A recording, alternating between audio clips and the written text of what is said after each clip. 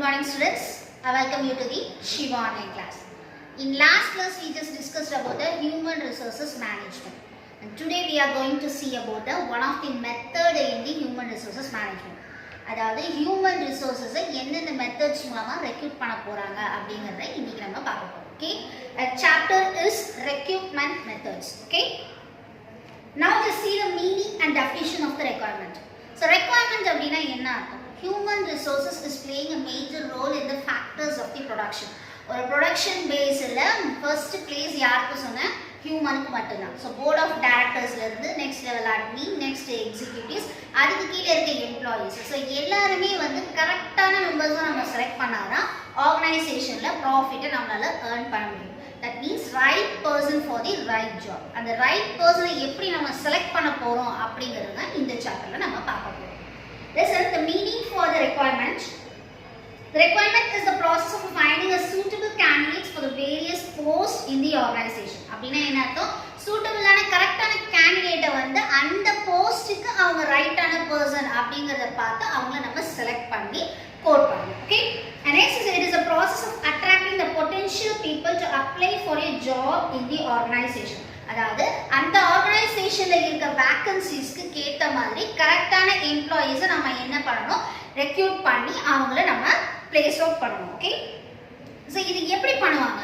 Job seekers and job providers. Job ப்ரொவைடர்ஸ்னா யாருன்னு சொல்லுவோம்? யார் நமக்கு ஜாபை ப்ரொவைட் பண்றாங்களோ அவங்கள ஜாப் ப்ரொவைடர்ஸ் அப்படின்னு சொல்லுவோம். சீக்கர்ஸ் மீன்ஸ் த எம்ப்ளாயீஸ்.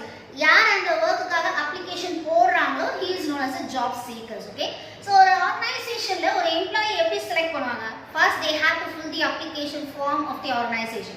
அந்த ஆர்கனைசேஷன்ல இருக்க அப்ளிகேஷன் ஃபார்மை வந்து அவங்க என்ன பண்ணணும், ஃபர்ஸ்ட் ஃபில் பண்ணி அந்த வேகன்சிஸ் எந்த வேகன்சிக்காக அவங்க ஃபில் பண்றாங்களோ கரெக்டா ஃபில் பண்ணி ஆர்கனைசேஷன்ல சப்மிட் பண்ணணும்.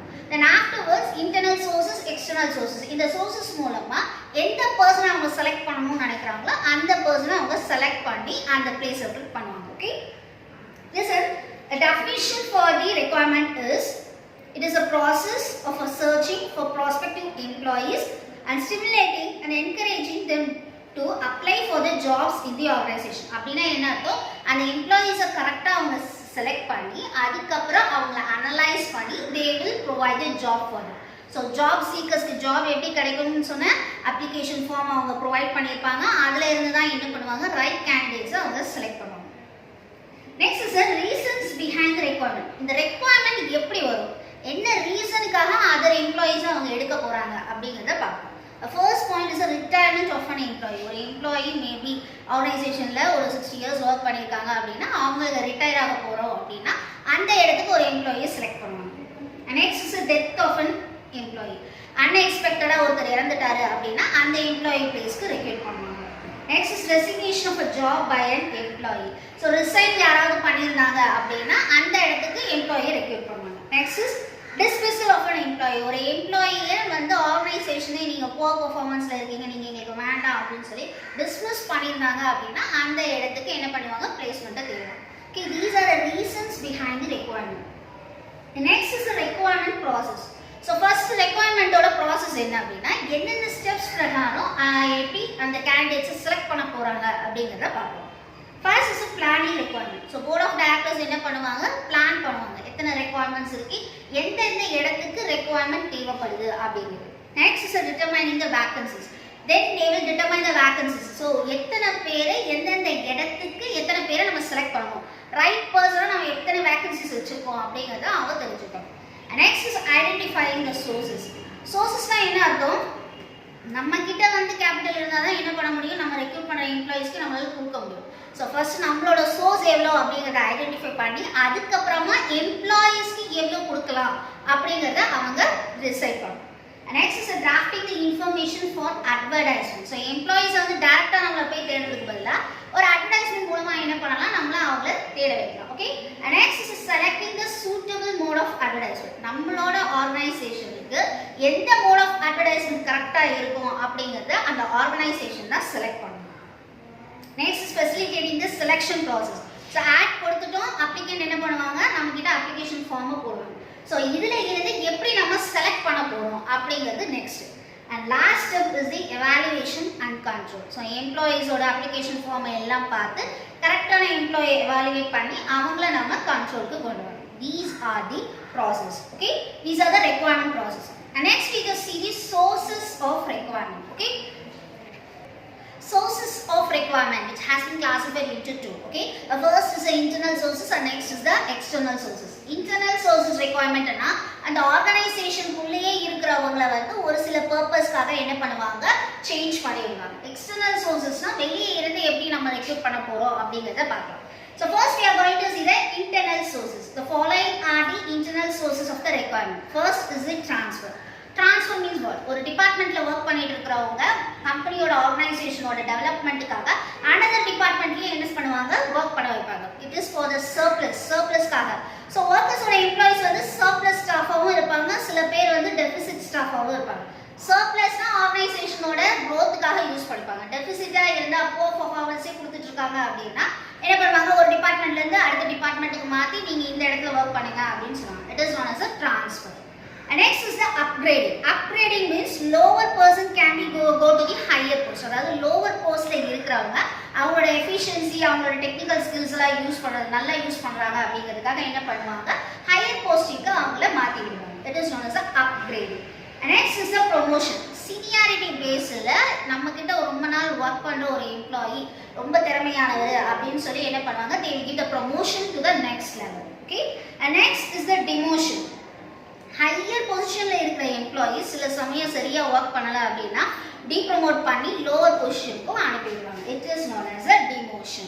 And next is the recommendation by the existing employees. அதாவது ஒரு எம்ப்ளாயி வந்து எக்ஸிஸ்ட் ஆகி வெளியே போகும்போது they can recommend the other person. அதாவது அவங்களோட ரிலேட்டிவ்ஸ் அவங்களோட ஃப்ரெண்ட்ஸ் இல்ல கசின் யாராவது ஒருத்தரை இந்த எக்ஸிஸ்ட் ஆக போற இந்த வேகன்சிக்கு என்ன பண்ணுவாங்க ரெக்கமெண்ட் பண்ணுவாங்க. It is known as a recommendation by the existing employees. And next is the job rotation. ஒருத்தர் அவர்கிட்ட ஸ்கில்ஸ் நிறைய இருக்கு, இது மட்டும் இல்லாம எல்லா வர்க்லயுமே அவர் பார்ட்டிசிபேட் பண்ணணும் அப்படிங்கிறதுக்காக ஜாப் ரொட்டேஷன் அப்படின்னு சொல்லுவாங்க. எல்லா ஜாப்லயுமே அவங்கள பெர்ஃபார்ம் பண்ண வச்சு அவங்கள ஷைன் பண்ண வைக்கணும் அப்படிங்கிறதுக்காக ஆர்கனைசேஷனே ஒரு சில மெம்பர்ஸை மட்டும் அந்த மாதிரி ஒர்க் பண்ண வைப்பாங்க. It is known as a job rotation. And next is the retention. Retention அப்படின்னா ரிட்டையர் ஆகிற ஏஜ் ஆயிடும் எம்ப்ளாயி, ஆனாலும் அவர்கிட்ட இருக்க எஃபிஷியன்சி இன்னும் குறையாம இருந்துச்சு அப்படின்னா இன்னும் கொஞ்ச நாள் எக்ஸ்டெண்ட் பண்ணி அந்த எம்ப்ளாயிஸை அங்கேயே ஒர்க் பண்ண வைப்பாங்க. It is known as a retention. And next is the retired employees. So retired employees என்ன பண்ணிப்பாங்க ஆல்ரெடி ரிட்டையர் ஆயிருப்பாரு, ஆனா அங்க ரெண்டு இடத்துல வேகன்சி இருக்கு அப்படின்னா அந்த வேகன்சியை ஃபில் பண்றதுக்காக அந்த ரிட்டையர் ஆன எம்ப்ளாயிஸே என்ன பண்ணுவாங்க திருப்பி வந்து ஒர்க் பண்ண வைப்பாங்க. It is known as a retired employees. And next is the dependent. Dependent அப்படினா லீகலா என்ன பண்ணிருப்பாங்க ஹையர் பண்ணி ஒரு சில எம்ப்ளாயிஸை ஆர்கனைசேஷன்ல ஒர்க் பண்ண வைப்பாங்க. It is known as a dependent. And next is the previous applicant. அதாவது ஒரு வாட்டி அட்வர்டைஸ்மென்ட் கொடுத்திருக்கிறப்போ ஒரு சில பேர் வந்து அப்ளிகன்ட் ஃபார்ம் வந்து போட்டிருப்பாங்க, அப்ப அந்த டைம்ல அவங்கள ரெக்ரூட் பண்ணியிருக்க மாட்டாங்க. ஸோ ப்ரெசென்ட் லெவல்ல இப்போ அவங்களுக்கு எம்ப்ளாயிஸ் தேவை அப்படின்னா பாஸ்ட்ல யார் இருந்து போட்டிருக்காங்களோ அவங்களோட அப்ளிகேஷன் ஃபார்ம்ல இருந்து அதுல செலக்ட் பண்றது தான் என்னன்னு சொல்லுவோம் previous applicant. And next is the acquisition and merge. அதாவது ஆர்கனைசேஷனோட லெவல் வந்து இன்னும் இன்க்ரீஸ் ஆகணும் அப்படிங்கிறதுக்காக என்ன பண்ணுவாங்க இன்னொரு ஆர்கனைசேஷன்ல ஒர்க் பண்ணிட்டு இருக்கிற மெம்பர்ஸையும் இதோட merge பண்ணி ஒர்க் பண்ண வைப்பாங்க. It is known as the acquisition and mergers. Once again I am repeating the internal sources. First is the transfer, next is the upgrading, promotion, demotion, recommendation by the existing employees, job rotation, retention, retired employees, dependent, previous applicants, acquisition and mergers. And next we just see the external sources. Okay, in external sources we just have only two types. One is in a direct way and another one is in an indirect way. Direct way அப்படினா எம்ப்ளாயிஸை நம்ம டைரக்டா பார்த்து அதுக்கு அப்புறம் interview பண்ணி எடுக்கிறது. Indirect way means they can come in indirect ways. யாராவது ஒருத்தர் மூலமா கன்சல்ட் பண்ணி மூலமா நமக்கு வரவங்க எல்லாரும் indirect employees.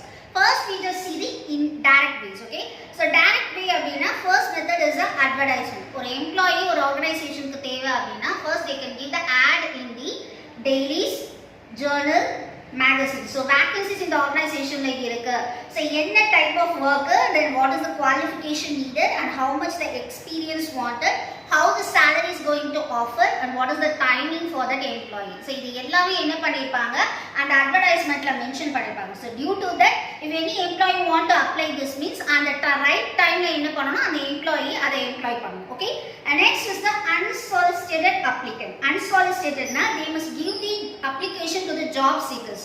Job seekers என்ன பண்ணிருப்பாங்க அப்படினா application form அந்த vacancy இல்லைனாலும் first என்ன பண்ணிருப்பாங்க அவங்களோட application form fill பண்ணி கொடுத்து வச்சிருப்பாங்க. Suppose அந்த ஆர்கனைசேஷன்ல தான் அவங்க work பண்ணனும்ன்றது அவங்க எய்மா இருந்துச்சு அப்படினா அதாவது ஃபியூச்சர்ல அவங்களுக்கு தேவைப்படுதுன்றப்போ என்ன பண்ணலாம் அவங்க அதை யூஸ் பண்ணிப்பாங்க. Okay, and next is the walk-in interview. So walk-in னா என்ன அர்த்தம்? இன்டர்வியூ நடக்கும், டைரக்டா எம்ப்ளாயீஸ் வந்து போர்ட் ஆஃப் டைரக்டர்ஸ் முன்னாடி உட்கார்ந்து அவங்க கேக்குற क्वेश्चंस्க்கு ஆன்சர் பண்ணி இன்டர்வியூ நடத்துவாங்க. It is known as a walk-in interview. And next is a campus requirement. Educational இன்ஸ்டிடியூஷனுக்கே போய் டைரக்டா என்ன பண்ணுவாங்க ஒரு சில ஸ்டூடண்ட்ஸ் ரெக்ரூட் பண்ணுவாங்க. இவங்களுக்கு டாலன்ட் இருக்கு, ஸோ நம்மளோட ஆர்கனைசேஷன்ல ஒர்க் பண்ணா இன்னும் நமக்கு டெவலப்மெண்ட் இருக்கும் அப்படின்னு சொல்லி கேம்பஸ் இன்டர்வியூவை ரன் பண்ணுவாங்க. Okay, next recruitment at factory gate. So ஃபேக்டரியோட கேட்ல ஒரு சில அன்ஸ்கில்டு பர்சன்ஸ் வந்து வெயிட் பண்ணியிருப்பாங்க, அதாவது டெய்லி வேஜஸ்க்காக. இந்த டெய்லி வேஜஸ் எப்படின்னா அவர் பேஸ்ல அவங்கள ஒர்க் பண்ண வச்சு அந்த நேரத்தை அந்த ஒர்க்கை முடிக்கணும் அப்படிங்கிறதுக்காக இந்த எம்ப்ளாயீஸை ஹையர் பண்ணி ஒர்க் பண்ண வைப்பாங்க. ஸோ அவங்களோட ஒர்க் வந்து ஃபேக்ட்ரியோட கேட்ல தான் நிற்பாங்க. ஸோ அவங்களுக்கு அன்னைக்கு ஒர்க் இருக்குன்றதை நம்மளால சொல்ல முடியாது, இருந்துச்சு அப்படின்னா அவங்கள வச்சு நம்ம ஒர்க் பண்ண வைக்கலாம். Next is the river form. River form அப்படின்னா பவுச்சிங் மெத்தட், அதாவது மற்ற ஆர்கனைசேஷன்ல ஒர்க் பண்ணிட்டு இருக்கிற எம்ப்ளாயீஸ் நம்மளோட ஆர்கனைசேஷன்லயும் ஒர்க் பண்ணாங்க அப்படின்னா நல்லா இருக்கும் அப்படின்னு சொல்லி என்ன பண்ணுவாங்க, பெனிஃபிஷியல் ஃபினான்ஷியலாகவோ இல்லை நான் ஃபினான்ஷியல் பெனிஃபிட் மூலமாகவோ அவங்கள அதிக பணம் கொடுத்து அவங்கள ஹையர் பண்ணுவாங்க. It is not a river form. Next is a requirement. So இப்போ அட்வான்ஸ் டெக்னாலஜி இருக்கிறதுனால நம்மளோட அதாவது நம்மளை ரெக்ரூட் பண்ணுறது எப்படி பண்ணுவாங்கன்னா ஆன்லைன் டிரான்சாக்ஷன்ஸ் மூலமா ரெக்வயர்மெண்ட் பண்ணுவாங்க. ஸோ எம்ப்ளாயீஸ் என்ன பண்ணுவாங்க, டைரக்டா வரணுன்றது இல்லாம ஆன்லைன்லேயே இருந்து அவங்கள ஈஸியாக ரெக்ரூட் பண்ணிட முடியும். These are known as a requirement. Once again I'm repeating the external sources. The first is the advertisement, next the unsolicited applicant, walk-in, campus requirement, requirement at the factory gate, river form, requirement. Okay, in indirect process, indirect ah நாம எப்படி select பண்ண போறோம் அப்படிங்கறத பார்க்கலாம்.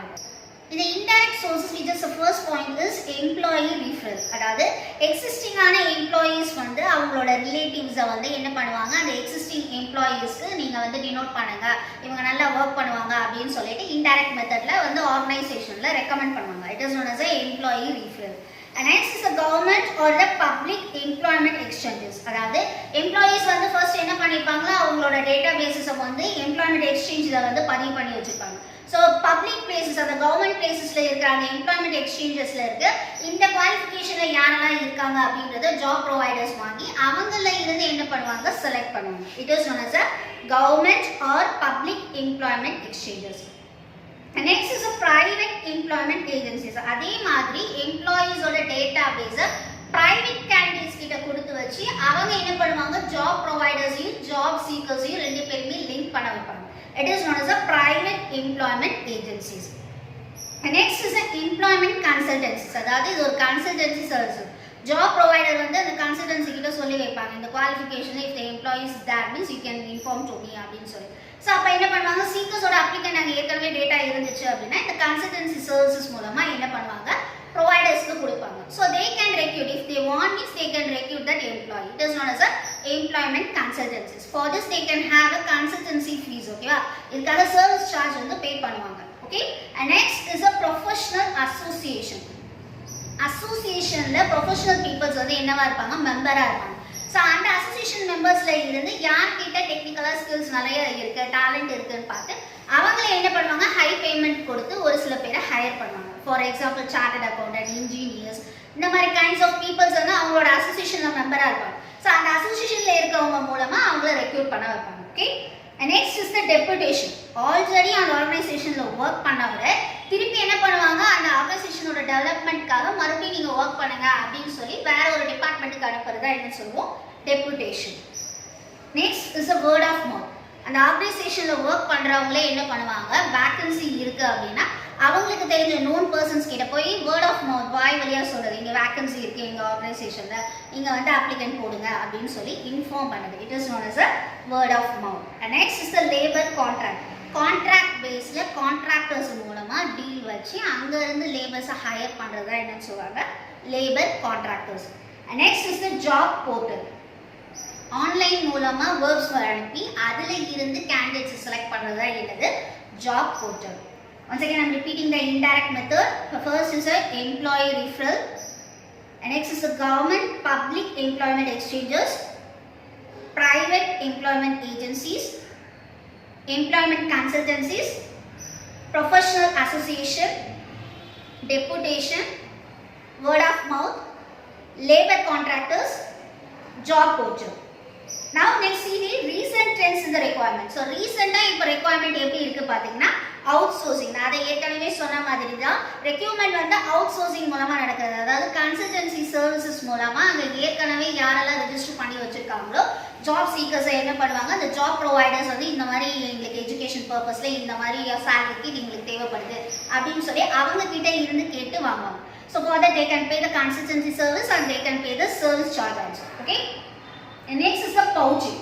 பவுச்சிங்னா ஒன்றும் இல்லை, ஒரு ஆர்கனைசேஷனில் work பண்ணிட்டு இருக்கிற எம்ப்ளாயீஸ் நல்ல ஸ்கில்ஃபுல் பர்சனாக இருக்காங்க அப்படின்னா அதர் ஆர்கனைசேஷனில் இருக்கிறவங்க என்ன பண்ணுவாங்க, இவங்களோட டைப் பண்ணி மறுபடியும் இவங்க 2 பேரும் சேர்ந்து மர்ஜ் பண்ணி ஒர்க் பண்ணணும் அப்படிங்கிறத நினைப்பாங்க. ஸோ ரீசெண்ட் ட்ரெண்ட் பார்த்தீங்கன்னா இந்த மாதிரி தான். பிஸ்னஸ் யூனியன் மெம்பர்ஸ் இருப்பாங்க, அவங்களுக்குள்ள இருக்க அந்த லீடர் கிட்ட பேசி ஒர்க் வந்து இந்த இடத்துல 1 வீக் அந்த இடத்துல 1 வீக் அந்த மாதிரி பண்ணுற மாதிரி பேசுவாங்க. These are the recent trends in the requirement. First is out sourcing and next is the pouching. I hope students இந்த கிளாஸ் உங்களுக்கு புரிஞ்சிருக்கும்னு நினைக்கிறேன். ரெக்வயர்மெண்ட் மெத்தட்ஸ் வந்து இதோட முடியுது. இதை see in the next class. Thank you students.